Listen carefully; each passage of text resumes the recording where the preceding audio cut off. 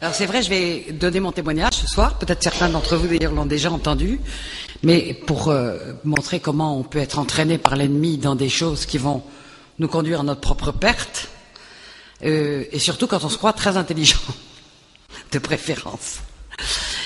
Alors moi, je suis né effectivement dans une famille apparemment privilégiée, aristocrate, manquait de rien, une belle façade.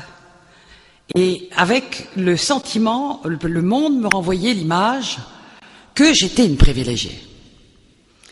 Et c'est très très bizarre, vous savez, parce que quand le monde vous renvoie comme ça tout le temps à la visage que vous êtes une privilégiée, c'est toujours très bizarre parce que si, en fait, vous vivez des choses très dures. Et vous savez, la chose la plus dure pour un enfant, c'est l'absence d'amour dans un foyer. Il y a un décalage total entre l'image que le monde va vous renvoyer de vous-même et ce que vous ressentez. Et moi, j'ai eu une enfance, en réalité, je ne savais pas que j'étais une enfant très malheureuse. J'étais une enfant solitaire, mais toujours beaucoup de morgue, toujours beaucoup d'arrogance, toujours en train de vouloir faire croire que tout allait bien, alors que j'étais une enfant très solitaire, tout simplement parce que, par des choses très simples. Le foyer manquait complètement d'amour. Ma mère était divorcée, mais elle avait fait déchoir mon père de ses droits paternels, donc c'était un sujet tabou à la maison, puis c'était la honte. Donc il n'était même pas question, même l'extérieur ne le savait pas. Alors, en fait, j'étais quelqu'un de blessé, et il y a une chose que j'ignorais, mais que je n'ai appris qu'à l'âge de 50 ans, par le Seigneur. J'ai commencé à haïr ma mère à partir du moment où elle a mis mon père dehors, c'est-à-dire à partir de l'âge de 18 mois. Et j'ai grandi dans la haine. Une haine, la colère contre ma mère. Alors, avec le temps, cette haine a commencé à apparaître, à se manifester. Donc, j'étais une enfant rebelle, j'étais dure. Et puis, il y avait quelque chose que je voulais absolument démontrer, prouver. Parce que quand on n'a pas été aimé, quand on n'est pas aimé, il n'y avait pas d'amour chez nous. Il y avait juste tout pour les apparences. Et quand on n'est pas aimé, il y a quelque chose qui nous manque terriblement, c'est une identité. On ne sait pas très bien qui on est. J'avais un nom, mais je ne savais pas qui j'étais. Et je voulais démontrer que j'avais de la valeur. Quand on n'est pas aimé, on a l'impression qu'on n'a pas de valeur. Et moi, je voulais démontrer que j'avais de la valeur. Il y avait en moi quelque chose qui me poussait à hurler que j'avais de la valeur, que je valais le coup. Alors, la bonne nouvelle, c'est qu'on a tous une énorme valeur. Mais ça, il n'y a qu'en Christ qu'on le sait. Alors, j'ai essayé de le proclamer, d'abord par la rébellion. Ensuite, j'ai décidé de réussir ma vie. Et de la réussir dans tous ses aspects. Alors, je voulais la réussir sur le plan social, sur le plan professionnel. À l'époque, les femmes ne travaillaient pas trop. Mais moi, je voulais réussir sur le plan professionnel, je voulais réussir comme artiste, je voulais réussir dans tous les domaines. Alors, j'ai commencé à foncer. Je faisais jusqu'à 3 boulots en même temps. Je faisais mes études dans la journée. Le soir, je faisais un premier travail. À partir de 11h du soir, je faisais un deuxième travail. J'étais une acharnée. Alors, j'ai pu faire des études. J'ai commencé à réussir dans la chanson. J'ai commencé à être artiste aussi, portraitiste. Et puis, en même temps, j'ai commencé à réussir dans le journalisme. Et puis, en même temps, j'ai commencé à réussir socialement. Je me suis marié très jeune, avec un baron, député, chef d'entreprise, grosse fortune, grand nom. Bah oui, il fallait me grimper. Moi, j'étais né comtesse, donc il fallait grimper, hein. Alors j'ai épousé un baron, bon, c'était moins bien. Alors j'ai quand même continué après parce que ça n'a pas duré très longtemps, mon mariage, c'est-à-dire que 8 jours après, c'était déjà une catastrophe parce qu'il y avait eu des quiproquos pas possibles. Dans notre mariage, bon, moi je croyais, j'étais très amoureuse, mais enfin j'avais épousé un homme de 21 ans de plus que moi, alors quelque part j'avais épousé un père, celui que j'avais pas eu, et lui, il voulait absolument rajeunir par moi, ça fonctionnait pas. Enfin bref, c'était des malentendus épouvantables, puis des malédictions qui sont arrivées, des morts d'enfants, des choses comme ça. À l'époque, j'ignorais tout des origines des malédictions. Vous savez, il y a rien qui arrive par hasard. Rien. J'ignorais qu'il y avait tout un arrière-plan dans ma famille, il y avait une branche qui venait de l'Angleterre, où il y avait eu des exterminations totales de la famille parce qu'il y avait eu de l'occultisme à très haut niveau.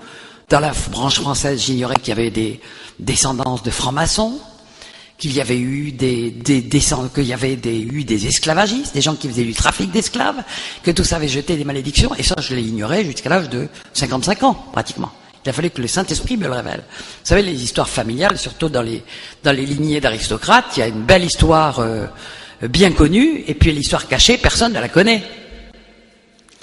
Mais là où il y a des malédictions, il y a des causes.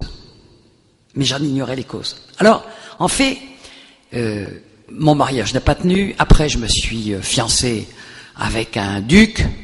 C'était mieux. Mon mari avait un château, lui, il en avait 2. C'était mieux. Ça n'a pas tenu très longtemps non plus.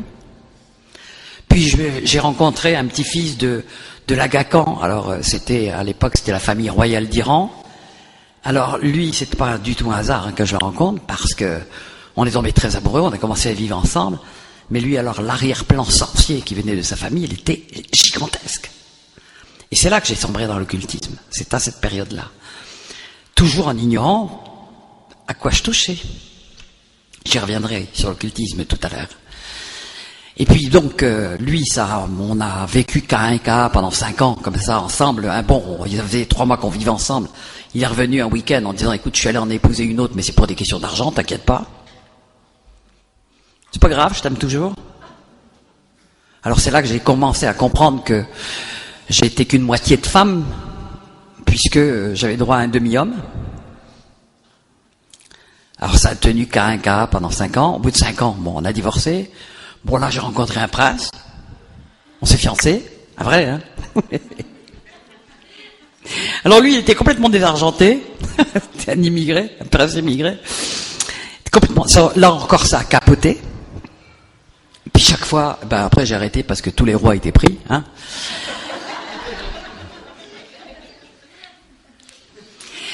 C'était une espèce de course en avant. Une course en avant. Il fallait toujours que je monte un escalier. Mais le problème, c'est que derrière, je me cassais la figure et c'était des grosses douleurs. C'était des trahisons, c'était des désillusions. Et après, ma vie affective a commencé à être totalement erratique. Parce que j'avais une soif terrible d'être aimé, d'aimer. Chaque fois, je tombais, j'étais trahi. Je ne savais pas que l'amour ne se trouve qu'en Dieu. Le véritable amour ne se trouve qu'en Dieu. Alors je le cherchais désespérément dans les hommes. Et chaque fois, j'étais déçu. Et chaque fois, je me ramassais en miettes. Et j'ai vraiment sombré dans tout, petit à petit. En parallèle, je voulais réussir ma vie professionnelle, je l'ai dit. Ma vie artistique, alors c'est pareil, j'avais commencé très très bien, on entendait que moi à la radio, les trucs, même la télévision, je faisais des disques, etc. Et puis là encore, comme j'étais rebelle, je me suis disputé avec tout le monde, j'ai déchiré mon contrat, j'ai pensé que j'allais rebondir, j'ai pas rebondi, enfin bref. Ma carrière de grande vedette internationale s'est arrêtée assez rapidement, et je pense que c'est par amour que Dieu déjà me permettait ça, sinon j'étais vraiment mal barré.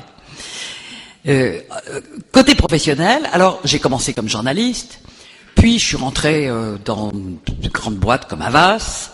J'ai commencé à y faire mon trou parce que j'avais toujours cette espèce de volonté de travail, de réussir, de prouver aux autres que j'avais de la valeur, de prouver surtout à moi-même que j'avais de la valeur.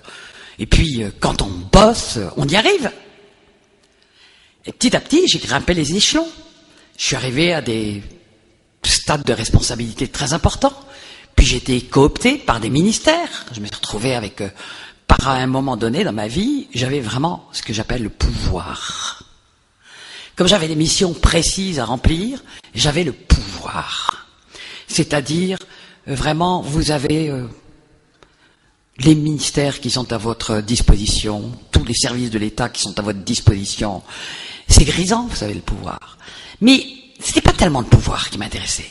Moi, c'était vraiment toujours la volonté. J'étais fasciné parce que j'avais le moyen de prouver que j'étais vraiment capable de faire de grandes choses.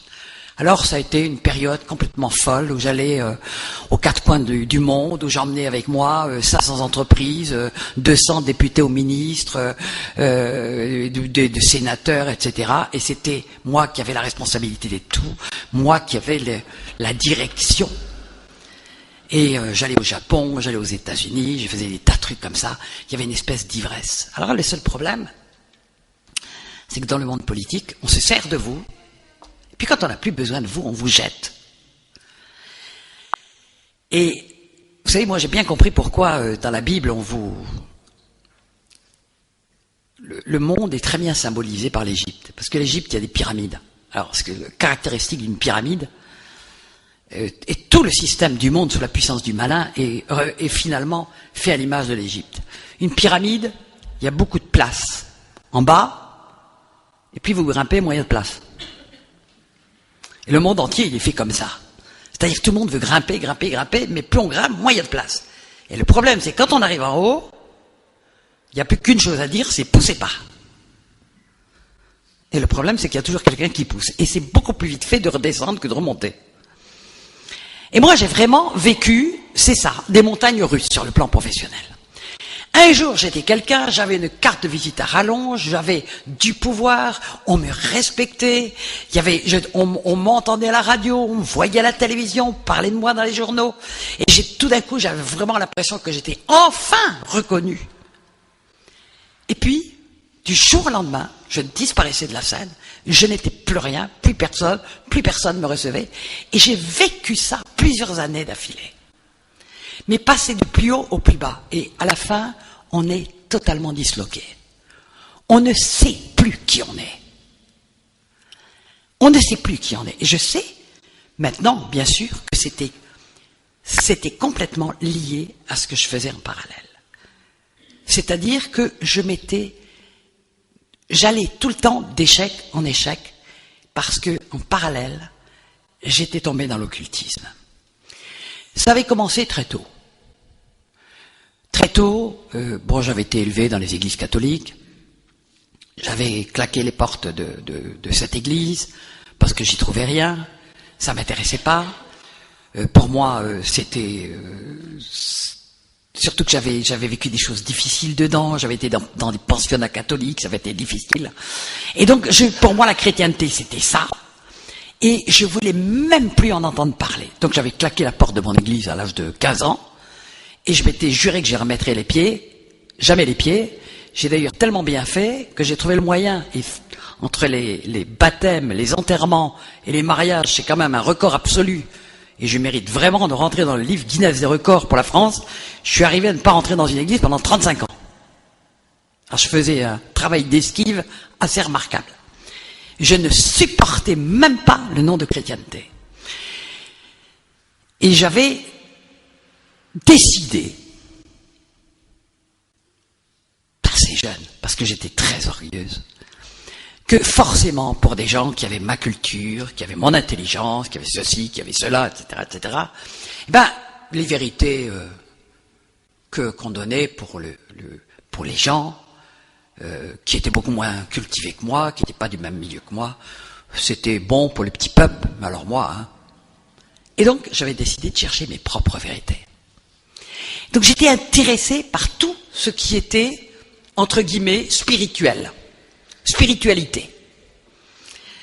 Donc, très tôt, j'ai avalé une littérature absolument invraisemblable. J'allais chercher les livres partout, sur tout ce qui était l'ésotérisme, tout ce qui était les choses étranges, tout ce qui était les choses. Et puis, petit à petit, j'ai été attiré par les livres occultes. Et puis un jour, je suis tombé dedans. Vous savez,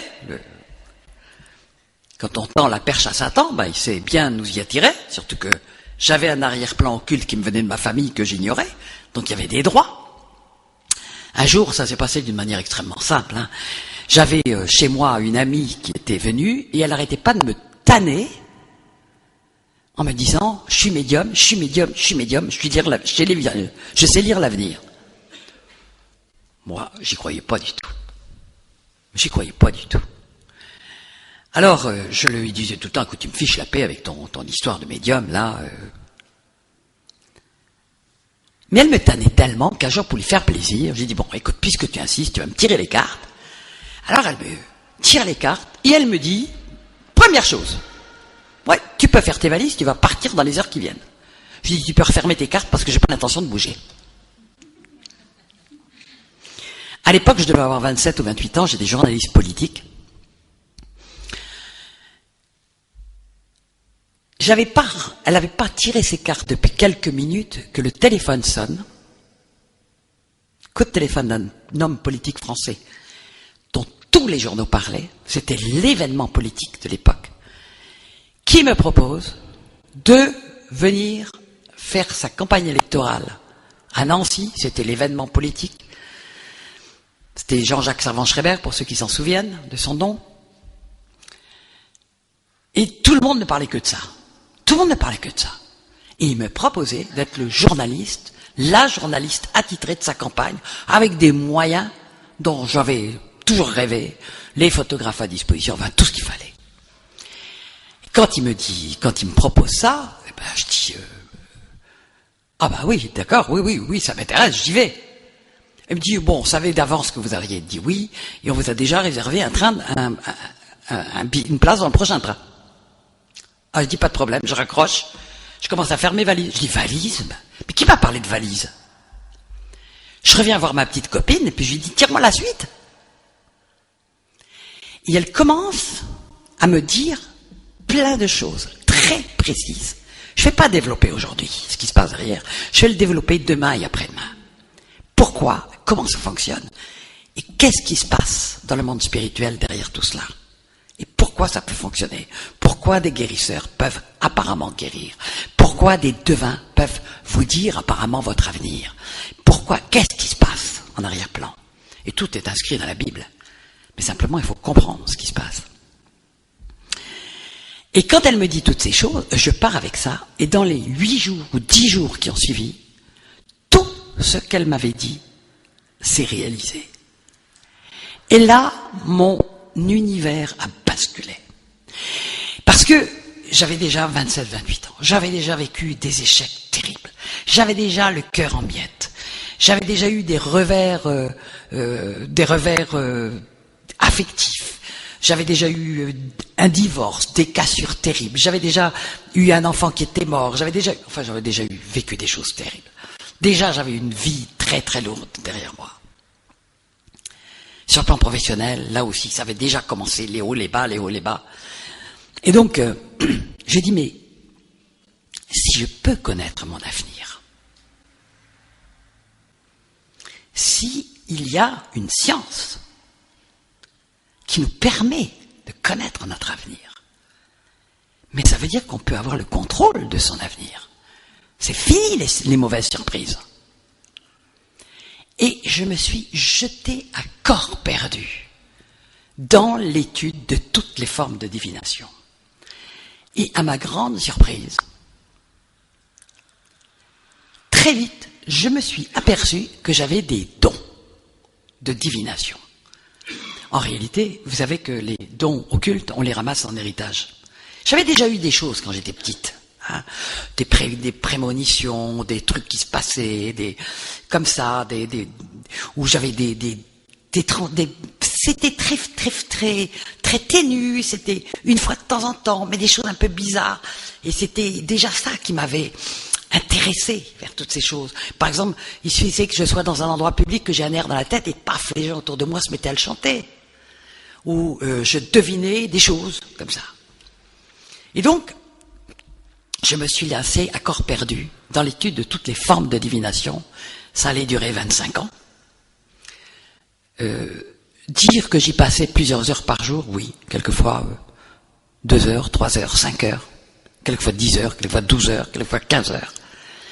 Je ramassais toute littérature que je trouvais. J'allais consulter les gens. J'ai commencé à faire une tournée de voyantes, de devins, etc., de toutes sortes. Et je me suis assez vite aperçu qu'il y avait, bien sûr, beaucoup de charlatans, mais c'est absolument pas neutre. Parce que c'est, de toute façon, on tombe sous les malédictions qui ont été inscrites dans la Bible. Parce que c'est nous qui mettons notre foi dans des serviteurs de Satan, qu'on le sache ou qu'on le sache pas. Et Et ça ouvre des droits terribles à Satan contre nous. Et plus ça allait mal, plus j'allais consulter.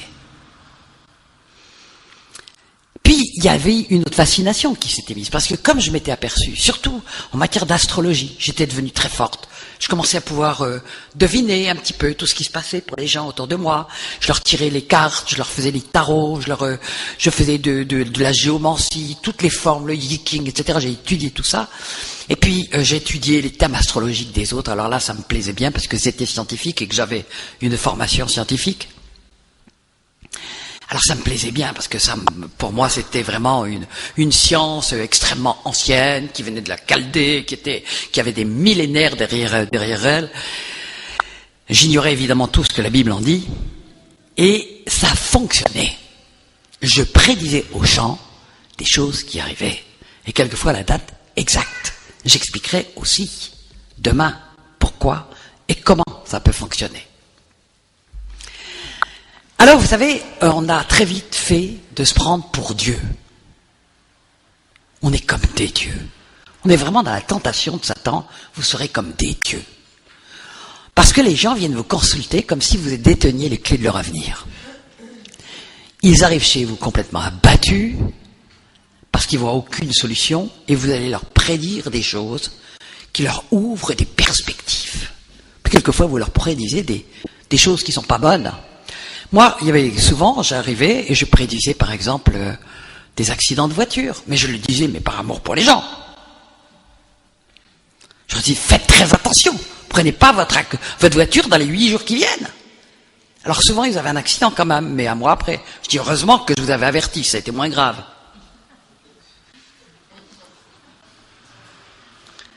Je ne savais pas que je mettais sur les gens des malédictions. La mort et la vie sont au pouvoir de la langue, dit la parole de Dieu. Proverbe 18, 21. Et dans le cadre de l'occultisme, je peux vous garantir qu'on peut lier les gens d'une manière terrible. Je prédisais des rencontres amoureuses. Seulement, ces rencontres amoureuses, elles étaient déjà dans les mains de Satan. Et c'était certainement pas ce que Dieu avait prévu pour les gens. Donc les gens disaient, ah oui, ça y est, elle m'avait prédit ça, c'est arrivé. Mais ce qui se passait en arrière-plan, même des choses. Un jour, j'avais prédit à un homme qu'il allait retrouver un travail, alors que ça faisait 3 ans qu'il était au chômage, à une date bien précise, etc. C'était au mari d'une amie. Il a retrouvé le travail, mais 3 mois après, il était mort. J'ai fait très fort. Un jour, j'avais un parterre de députés chez moi, parce que bon, à l'époque, je vivais toujours dans ces milieux extrêmement aristocrates, huppés, politiques, etc. Donc j'avais ça qui venait chez moi. Hein. Puis en plus de ça, cette époque-là, j'avais énormément d'argent. Et on a beaucoup d'amis quand on a beaucoup d'argent, vous savez. Bon, après, quand on n'en a plus, le carnet d'adresse s'allège beaucoup. Mais on a beaucoup d'amis, il y a beaucoup de gens qui viennent vous visiter. Vous savez, il y a des moments où moi je vivais dans les châteaux, on avait 13 voitures, 3 Rolls, des yachts, des avions personnels, enfin j'ai connu tout ça. J'ai vécu dans la Jet Society internationale. Attention! Le problème, c'est que ça ne durait pas des masses. Hein. Mais c'est pas désagréable, arriver à Saint-Tropez dans un volet de 47 mètres avec 3000 personnes qui vous regardent arriver. Comme ça, toute voile dehors, et puis vous descendez d'un air négligent sur le quai pour monter dans la Rolls blanche qui vous amène à l'aéroport pour prendre le petit avion, on va prendre le thé en Corse, on revient au château, enfin la norme, quoi. Je croyais que je faisais partie d'une élite et que c'était ma vie normale. Mais en même temps, j'étais très malheureux d'une élite et que c'était ma vie normale. Mais en même temps, j'étais très malheureuse. Et en même temps, je m'adonnais de plus en plus aux sciences occultes. Alors un jour, j'étais donc avec un parterre de députés, de sénateurs, etc., qui étaient à la maison, puis je m'étais fait une petite réputation, hein. Et je commence à tirer les cartes, les tarots, aux uns aux autres, etc. Et à un moment donné, je m'en souviendrai toujours, j'étais face à un député, je lui fais les cartes, et je lui dis, écoutez, vous allez voir un changement radical de vie dans les 8 jours qui viennent. 8 jours après, il était mort. Quand même, changement radical de vie, hein. Ah, je me trompais pas des masses, hein. Et quand je me trompais, je disais, alors je recherchais derrière, je disais, pourquoi je me suis trompé? Pourquoi j'ai pas vu cet événement? Alors j'allais chercher, je disais, mais j'avais pas vu ça, mais j'avais pas vu ça. Je croyais réellement que j'allais arriver à une espèce d'omniscience en matière d'avenir. Donc c'est pour ça que j'allais toujours plus loin. Les échecs me rebutaient pas, quand je me trompais, ça me rebutait pas du tout. J'étais convaincu que c'était parce que j'en savais pas assez. Et j'étais convaincu que plus j'en saurais, plus j'aurais le contrôle de mon propre avenir, de ma propre vie, et plus peut-être que j'aurais un peu le contrôle de la vie des gens autour de moi. Le problème, c'est que plus je touchais à ça, plus les malédictions pleuvaient, et je n'ai jamais fait le rapport. J'ai commencé à avoir, par exemple, des accidents de voiture en pagaille. J'ai eu 17 accidents de voiture graves. Enfin, 8 graves. Aujourd'hui, je sais que c'est le Seigneur qui m'a sauvé. Chaque fois. Les airbags, les anges airbags, je connais ça par cœur. Avant que l'airbag même ait été inventé, Dieu il me mettait des airbags dans mes voitures. Jamais de ma faute. Chaque fois des trucs pas possibles, des gens qui brûlaient des feux rouges, qui grillaient des stops, des trucs. Je me retrouvais avec des voitures détruites, en morceaux, des trucs, des machins. Pas une égratignure. Et je disais, ah, j'ai la chance. J'avais pas la chance. J'avais Dieu qui me protégeait. Et vous savez pourquoi Dieu me protégeait? Je ne méritais rien du tout. Mais Dieu, qui sait tout, savait qu'un jour, je serais à lui. Je sais aujourd'hui que c'est la seule et unique raison. Dieu avait mis un appel sur ma vie. Il me connaissait depuis le sein de ma mère. Et il ne m'a pas lâché du regard pendant les 50 ans où j'étais loin de lui et j'étais un agent du diable. Pas lâcher des yeux. L'amour de Dieu. Waouh! Et la bonne nouvelle, c'est qu'il a le même amour pour chacun d'entre nous. Et moi, je continuais dans mon aveuglement, dans ma rébellion contre Dieu, dans mon orgueil, dans mon arrogance. Les malédictions pleuvaient. J'ai dit les échecs pleuvaient, les choses. Mais je fléchissais toujours pas les genoux. Il y avait toujours quelque chose pour me tenir, pour me garder dans mon orgueil. Et les années ont passé, mais ça devenait de plus en plus dur. Je veux dire que ma vie affective était devenue quelque chose de catastrophique. C'était la débauche. J'étais devenu alcoolique.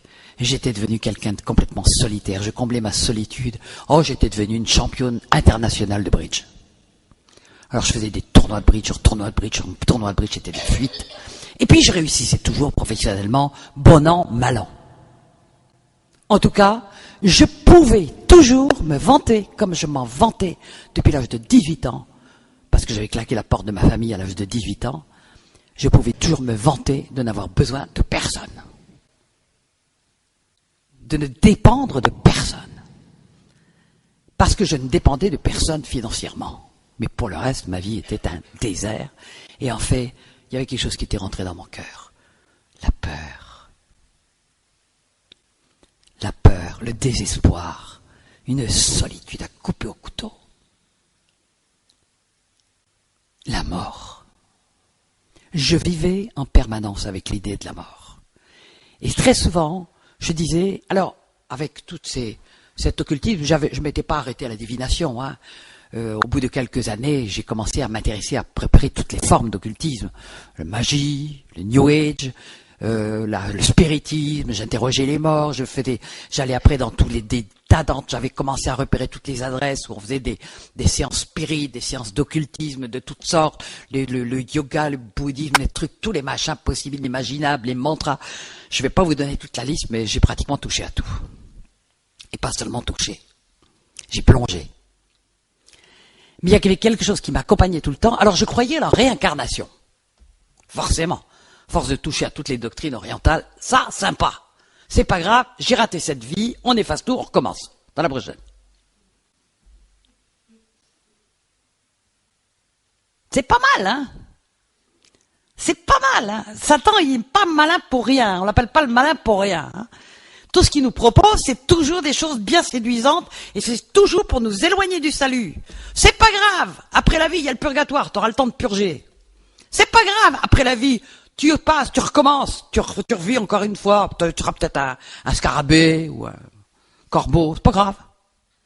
Tu te rattraperas. Non, il n'est donné à l'homme de mourir qu'une seule fois. Après quoi vient le jugement. Satan, il est bien malin pour nous éloigner toujours de l'urgence du salut. Car il n'y a que Dieu qui sait de quoi demain sera fait. Nous, on ne le sait pas. Moi, la forte, pleine de divination, je croyais savoir de quoi demain serait fait pour les autres, mais mon propre demain, j'en savais rien du tout. Je vivais dans la peur, et j'étais tout le temps en train de me dire, de toute façon, si un jour j'arrive dans une impasse, et qu'il n'y a plus de solution, c'est pas grave, je me tue. J'ai fait plusieurs tentatives de suicide. Là encore, il y a eu la main de Dieu, et c'est que maintenant que je le sais. Il y a une fois, je suis resté dans le coma pendant presque 24 heures, et c'était des gens qui ont eu l'intuition, bonjour l'intuition, hein, ça c'est encore quand Dieu veut pas signer, qu'il se passait quelque chose peut-être pour moi, et qui ont défoncé ma porte, et qui m'ont arraché à la dernière extrémité, au moment où j'allais mourir. Mon Dieu veillait sur moi. Je vivais donc avec l'idée de la mort. Alors, dans les années 85, 86, 87, j'en avais par-dessus la tête de voyager dans le monde entier, d'être tout le temps par les routes, par Vaux, pour mes boulots successifs que j'avais eus. C'est vrai que j'avais énormément voyagé, et je commençais, j'ai dit, tiens, je vais me créer une entreprise, bien sédentaire, on bouge plus. J'ai créé une entreprise. Et elle a fonctionné. A commencé à fonctionner. C'est une entreprise de relations publiques. Elle a commencé à fonctionner, pas d'une manière brillante, mais elle fonctionnait suffisamment pour que j'ai encore une illusion d'être quelqu'un. De donner du travail à d'autres, d'être autosuffisante, de n'avoir à dépendre de personne. Et donc cette entreprise a fonctionné comme ça quelques années. Et puis, un jour, Dieu a décidé que ça suffisait. Et en 1990-91, première guerre du Golfe, j'ai été, à cause de la guerre du Golfe et d'une voyante, totalement ruiné. Quand je parle de ruiné, je me suis retrouvé avec des dettes par-dessus la tête. C'est très simple. Cette voyante me disait tout ce qui allait m'arriver. Elle m'a décrivé les gens que j'allais rencontrer. Et je dirigeais mon entreprise avec elle. Alors quand elle m'a dit, vous allez vous associer avec un grand groupe, j'ai rencontré les gens, je me suis associé avec un grand groupe, m'a dit, vous allez faire fortune, vous allez faire truc. Puis elle m'a simplement dit, la guerre du Golfe n'aura pas lieu. Vous savez, un bon menteur, c'est celui qui vous dit 90 choses vraies, et là, une chose, derrière il y a Satan. Et la chose qui va vous faire plonger, le mensonge qui va vous faire plonger. Et en réalité, quand la guerre du Golfe a éclaté, moi je me suis retrouvé, je m'étais endetté jusqu'au cou, sur les dires de cette voyante, dans cette alliance avec ce grand groupe qui m'avait fait faire des tas de dettes, des investissements dont j'avais absolument pas les moyens. Et là, tout s'est écroulé, parce que mes affaires se sont totalement écroulées, tout s'est annulé, et je me suis retrouvé tout d'un coup avec une montagne de dettes. J'avais 50 ans, tout l'argent que j'avais pu gagner dans ma vie, le peu que j'avais mis de côté, englouti, mais en plus une montagne de dettes. J'avais plus rien devant moi, plus la possibilité de me redresser en quoi que ce soit. Juste le moyen de terminer dans le ruisseau. C'était tout ce qui me restait. Et je me souviendrai, c'était donc en février 91, quand la guerre du Golfe a éclaté et que je me suis retrouvé avec cette montagne de dettes, il y a eu une seconde où ma vie a basculé. Cette fois-ci, dans un autre sens. Vous savez, il est écrit dans la parole de Dieu à plusieurs reprises. Voici, j'ai mis devant toi deux voies. La vie et le bien, la mort ou le mal. Et Dieu dit, choisis la vie.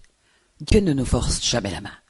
Dieu nous propose, Dieu nous dit ce qui va être bon pour nous, ce qu'il veut faire de bon pour nous, mais il nous a toujours laissé le choix, y compris de nous détruire, y compris d'aller en enfer pour l'éternité. Dieu nous laisse le choix, parce que quelqu'un qui aime respecte l'autre, y compris dans ses pires décisions quelquefois.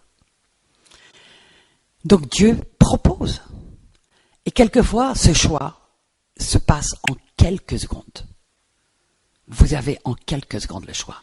Et moi, cela s'est passé. Et je me souviendrai toujours, c'était j'étais en train de regarder la télévision, mon cœur était lourd, j'étais une femme cassée, je vivais dans la peur depuis des mois parce que j'étais harcelé par les créanciers. Et là, je peux vous dire que quand vous êtes harcelé par les créanciers, vous n'avez plus un seul ami. Hein. Il vaut mieux avoir le choléra que le choléra financier. Et j'étais là, mais vraiment, un cœur en plomb. Et tout d'un coup, je vois apparaître sur l'écran de télévision le visage d'une vieille femme kurde. Vous savez, pour ceux qui s'en souviennent, parce que là, on vient d'avoir une autre guerre d'Irak bien proche, mais pour ceux qui s'en souviennent, quand il y avait eu cette guerre, Saddam Hussein avait poursuivi les Kurdes dans les montagnes, il y avait eu un massacre épouvantable, et on recevait des visions de ces massacres, de ces Kurdes qui étaient massacrés. Et tout d'un coup apparaît sur l'écran le visage d'une vieille femme kurde, toute sa famille avait été massacrée, qui marchait dans la glace, dans la neige, et dans ce visage, je vois le visage du désespoir absolu. Mais ce qu'il y a de terrible, c'est que, vous savez, quelquefois, on ne sait même pas à quel point on est malheureux. Mais le Saint-Esprit, ce jour-là, m'a montré qui j'étais. Parce que dans son visage, je me suis vu. Tel que j'étais vraiment. Une vieille femme usée, cassée, désespérée, ruinée, sans le moindre avenir. Et là, ça a été un cri en moi. J'étais arrivé à cette espèce d'objectif que je m'étais toujours donné. Si un jour j'arrive dans l'impasse, je me tue. Et cette fois-ci, je ne me raterai pas. Et là, j'ai pris conscience que j'étais là. Il n'y avait plus aucune sortie, plus aucune solution pour moi. Vous savez, Dieu, quelquefois par amour, il est obligé de nous acculer. Hein. Et là, en une fraction de seconde, je dirais que c'est joué pour moi le fait de passer l'éternité en enfer ou d'aller de l'autre côté. Parce que j'ai eu deux pensées en même temps. Je crois qu'on a eu deux oreilles parce que d'un côté, il y a Dieu qui nous parle, de l'autre côté, il y a le diable. Et puis, il faut faire le choix au milieu. Il y a eu en moi tout de suite ce choix. Je vais me tuer tout de suite. Et une autre choix qui est arrivé comme ça, qui ne m'était même pas venu à l'esprit depuis 35 ans que j'avais claqué la porte de l'église. Et si je criais à Dieu?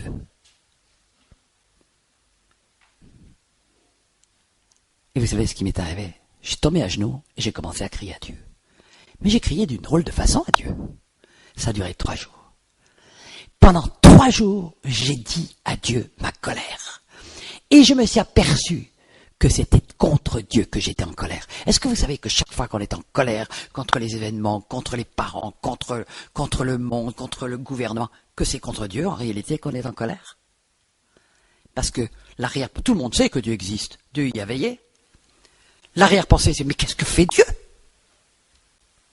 Pourquoi il n'intervient pas? Pourquoi il n'agit pas? Pourquoi il laisse faire ça? Pourquoi il permet ça? C'est ça les questions qui sont tout le temps dans le cœur des païens. Mais si Dieu existait, il ne permettrait pas ça? Parce qu'ils ne connaissent pas la parole de Dieu. Ils n'ont pas compris comment Dieu veut nous conduire dans sa paix et comment nous sommes rebelles. Nous voudrions toujours que Dieu intervienne quand ça va pas, mais quand ça va bien, on veut surtout qu'il nous foute la paix. Laisse-moi tranquille. Je veux faire ce qui me plaît. Même les chrétiens souvent réagissent comme ça. Mais c'est pas ça que Dieu veut. Quelquefois, il est obligé de nous acculer. Et là, j'ai crié à Dieu pendant 3 jours. J'ai dit ma colère. J'ai dit, oui, comment t'as pu faire un monde pourri? Bon, j'étais convaincu. Je savais. Je me dégoûtais moi-même. Je me haïssais moi-même. Je savais que je ne pouvais pas être agréé de Dieu. Je savais que je me sentais sale. Donc quand j'ai crié à Dieu pendant 3 jours, je pouvais lui dire tout ce que je pensais de lui, c'était pas grave, j'étais sûr qu'il ne m'écoutait pas. J'étais sûr qu'il avait de moi la vision que moi j'avais de moi. De dégoût. Alors pendant 3 jours, j'ai crié ma colère contre Dieu. Comment t'as pu faire? Comment on peut raconter que t'es bon? Comment t'as pu faire ça? Mais comment on peut raconter? Mais comment t'as pu laisser un monde aussi pourri? Vous savez, les questions que les païens se posent. Ça vous arrive jamais de vous poser ces questions-là? Soyez sincères. 3 jours, ça a duré. En réalité, j'avais 50 ans de colère contre Dieu qui sortait. Et au bout de 3 jours, vous savez, j'avais des milliers de livres occultes chez moi. Des centaines, enfin, sûrement plus de 800. Au bout de 3 jours, j'ai un livre qui tombe, dans mon couloir, comme ça, je marche, taf, taf, taf, taf, il y a un livre qui tombe, qui s'ouvre. Un livre occulte, j'avais que ça. Mais vous savez, dans les livres occultes, il y a une confusion spirituelle. L'art du diable, c'est la confusion. Donc il peut vous mélanger aussi bien de la Bible, du Coran, un peu de taoïsme, machin. Alors tout ça, vous dites ah c'est spirituel, waouh c'est bon. Voilà. Il y a une grande révélation là-dedans. Et vous savez, rien n'arrête Dieu quand il veut sauver. Et ce livre, quand il s'est ouvert devant moi, il y a comme une phrase qui s'est détachée du livre, qui est venue me cogner. Ça faisait 3 jours que je disais à Dieu, mais comment t'as pu faire un monde pareil? Et la phrase qui est venue me cogner, c'était mon royaume n'est pas de ce monde. Et j'ai su que c'était Dieu qui me répondait. Et là, alors là, ça a été un choc. J'ai dit, comment? Non seulement Dieu est vivant, Dieu s'intéresse à moi, et alors que ça fait 3 jours que je l'insulte, on m'avait pas du tout présenté ce Dieu-là quand j'étais petite. Alors que ça fait 3 jours que je l'insulte, il m'aime quand même suffisamment pour me répondre. Je savais que c'était Dieu. Alors à partir de ce moment-là, je dis, mais je veux trouver ce Dieu-là. Je veux rencontrer ce Dieu qui s'intéresse à moi. Pas pour ce que j'ai fait, ni mes bonnes œuvres, mais qui s'intéresse à moi. Parce qu'il m'aime. Je ne savais pas comment on pouvait faire pour le rencontrer, moi. Alors j'ai commencé à le chercher un peu partout. Je suis retourné, alors là j'ai commencé à retourner dans plein d'églises, les protestantes, les catholiques, les orthodoxes, les russes, les arméniennes. À Paris on avait le choix, pas de problème. Je cherchais Dieu, je ne le trouvais pas. Je l'ai même cherché sur Minitel, bon à l'époque il n'y avait pas internet, heureusement pour moi. J'ai donc cherché 3615 dieux. Fonctionnait pas. Je cherchais Dieu, je ne le trouvais pas. Je ne savais pas comment on devait le trouver. Alors, j'ai fréquenté des églises de droite et de gauche, je suis allé mettre des petits cierges de droite et de gauche pendant un certain temps. Puis Dieu ne me parlait plus. C'était fini, il m'avait parlé une fois. Silence radio. Mais je savais que Dieu m'avait parlé. Je savais qu'il était vivant. Et je voulais le rencontrer. Et pendant ce temps-là, c'était donc la fin de l'année 91, ma situation était proprement catastrophique. En septembre 91, tous les gens à qui je devais de l'argent m'ont fait un moratoire et m'ont sommé de rembourser. Alors pour moi, mon entreprise était réduite à une personne, moi, que je payais plus depuis des mois. Plus de salaire, plus rien, donc j'avais plus rien. Et on me donne un moratoire dans lequel je devais rembourser 100 000 francs français par mois. Alors en euros, ça fait combien? 15 000 euros. Par mois. Je ne possédais rien. Vous savez, il est dit dans la parole de Dieu, si l'Éternel ne bâtit la maison, ceux qui la construisent travaillent en vain. Moi, j'avais fait ça ça faisait déjà 35 ans, que je travaillais 8 heures, 10 heures, 12 heures, 15 heures par jour, j'étais pas vraiment aux 35 heures. Et tout ce que j'avais, tout le travail, évaporé. Il n'était rien resté. Château, tout ça, tout avait disparu. Rien. Je louais mon appartement, je possédais rien.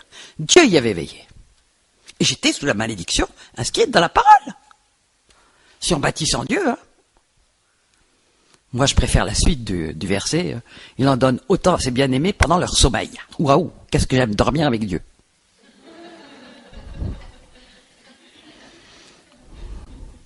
C'est un peu plus cool. Et il pourvoit vraiment à nos besoins. Il a bâti ma maison. Amen.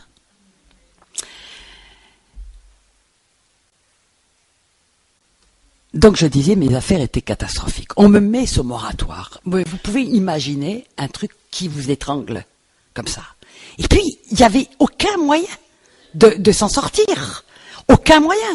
Sinon, j'étais mise en rouge à la Banque de France. Il n'y avait pas à l'époque, il n'y avait pas de moratoire où on vous donnait des temps, 40 ans pour rembourser vos dettes. Non. Je devais ça. C'était des moratoires, c'était les services sociaux, c'était les services fiscaux, c'était des entreprises privées à qui je devais de l'argent. C'était un moratoire. Tous les mois, je devais rembourser cette somme. Vous pouvez imaginer. Mois de septembre 91. Et puis, c'était pas 15 000 euros tout juste, mettons que c'était 14 897 euros, 46 centimes. Puis le mois suivant, un petit peu plus ou un petit peu moins. Enfin, c'était comme ça que ça se passait. Mois de septembre, il s'était passé des affaires miracles, des coups de chance, alors que dans mon domaine d'activité, personne ne voyait rien venir, parce que j'organisais des grandes fêtes. Alors, c'était pas le moment des grandes fêtes, juste après la guerre du Golfe. Il y avait le marasme économique qui était là. Tout était supprimé dans les entreprises. Tous mes concurrents se cassaient la figure. Des affaires miracles qui rentrent. J'arrive à rembourser juste la somme qu'il faut à la fin du mois. Mois d'octobre, pareil. Mais je vivais toujours dans la peur. Vous savez, toutes les nuits, je me réveillais avec des sueurs froides, je faisais des cauchemars, j'étais dans cette solitude. Mois de novembre, pareil. Mais si je disais, mais quel coup de chance, mais ça va pas durer, ça va pas durer, ça va pas durer. Moi, j'avais connu toute ma vie des choses où chaque fois qu'il m'arrivait quelque chose de bon, pof, le lendemain, il y avait une catastrophe derrière. Et je ne savais pas qu'il est écrit dans la parole de l'Éternel. Les bienfaits de l'Éternel se renouvellent tous les matins, et aussi les bienfaits de l'Éternel ne sont suivis d'aucun chagrin. Quand Dieu donne quelque chose, il ne vous l'arrache pas le lendemain matin. Mais moi, je ne savais pas qui était Dieu, du tout, à l'époque. Mais vous savez, il y a une chose, Dieu n'arrive jamais trop tard. Un jour, le Seigneur m'a donné un verset qui est dans Ésaïe. Voici l'Éternel arrivé avec puissance et ses rétributions le précèdent. Moi, j'avais une des échéances incontournables et Dieu s'en occupait, mais je ne savais pas que c'était lui. Je croyais encore à des coups de chance. Et le 1er décembre au matin, alors là, il m'arrive, j'avais une épée de Damoclès sur moi qui était terrible. En plus de toutes les dettes que je devais aux uns et aux autres, j'avais un découvert terrible à ma banque. Découvert de 250 000 francs français, je ne sais pas ce que ça fait en euros, 30 000, enfin 40 000 euros à peu près. Et j'avais mon banquier, vous savez, c'était un vrai cauchemar. Chaque fois que le téléphone sonnait à mon bureau, je tremblais à la peur d'entendre sa voix, qui m'a tanné pendant des mois, en disant, Madame Dastier, nous ne pouvons plus supporter ce découvert.